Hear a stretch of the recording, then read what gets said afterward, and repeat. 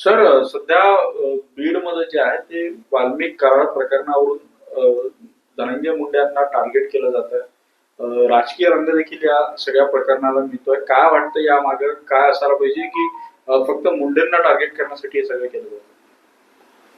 नाही, हे बघा, खरं म्हणजे बीडमध्ये जी काही घटना घडली आणि एक सरपंच लोकप्रतिनिधी याची निर्घृण हत्या करण्यात आली, त्या घटनेचा आम्ही राष्ट्रीय ओबीसी महासंघातर्फे जाहीर निषेध करतो.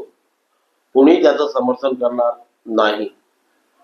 पण त्या माध्यमातून आज जे चित्र पुन्हा या बीड जिल्ह्यामध्ये निर्माण होते आहे की आपण अनुभवलेलं आहे की मागील 1 वर्षामध्ये मराठा समाज आणि ओबीसी समाज हा एकमेकांच्या विरोधात उभा टाकला होता आणि ते वातावरण फार भयानक खराब झालेलं होतं की दोन्ही समाज एकमेकांना जवळ करत नव्हते.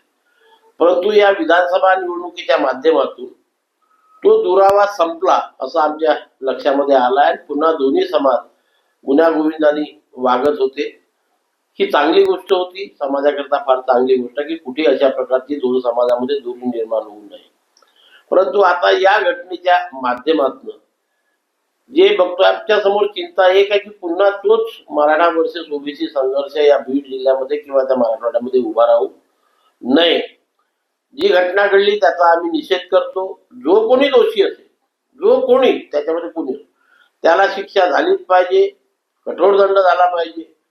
परंतु एखादी व्यक्ती दोषी नसताना जर त्या व्यक्तीला टार्गेट केल्या जात असेल तर त्याचा हा समाज त्याला कधी खपवून घेणार नाही. धनंजय मुंडे ओबीसी समाजाचे ज्येष्ठ नेते आहेत, हे आहे, आणि अशा प्रकारे ते ओबीसी असल्यामुळे जर टार्गेट होत असेल तर त्याचा आम्ही निषेध करणार, त्यांच्या पाठीशी आम्ही उभे राहू. पण जर ते दोषी असेल तर समाज त्यांच्या पाठीशी कधी उभा राहणार नाही. आतापर्यंत जे चित्र लक्षात आलेलं आहे की सर्व एजन्सी काम करतात, परंतु धनंजय मुंडेंचं नाव कुठेही पुढे आलेलं नाही.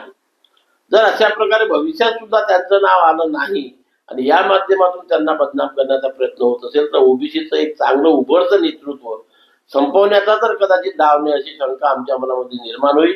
आणि तेव्हा धनंजय मुंडेच्या पाठीमागे ओबीसी समाज हा पूर्ण ताकदीने उभा राहील.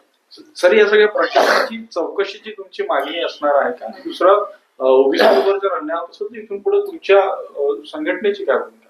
नाही, मी आता तुम्हाला सांगितलं की चौकशी, सखोल चौकशी व्हायला पाहिजे.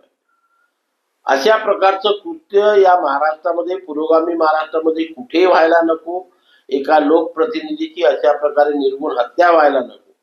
त्याची सखोल चौकशी व्हावी. जो कोणी दोषी असेल त्याला कठोर शिक्षा व्हावी, मृत्यूदंडाची शिक्षा व्हावी. आम्ही तरी म्हणतो की पुन्हा कोणी अशा प्रकारे एखाद्या लोकप्रतिनिधीची हत्या करण्याचा हिंमत करणार नाही.